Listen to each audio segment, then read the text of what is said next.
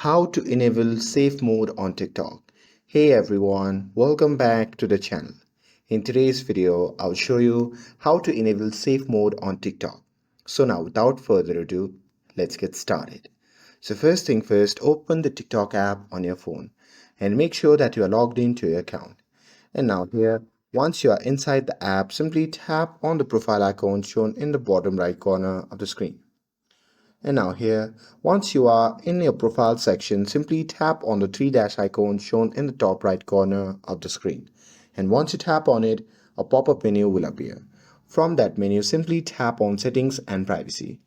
And now here, once you are under the Settings and Privacy, you can simply scroll down and tap on Privacy. And now here under the privacy, you need to simply scroll down and tap on direct messages.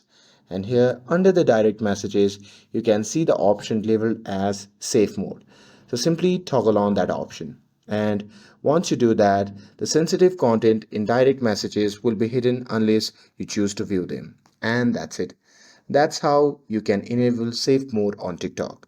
With this, if you found this video helpful, then don't forget to like, share, and subscribe to get updated for more videos. Thanks for watching, and I'll see you in the next video.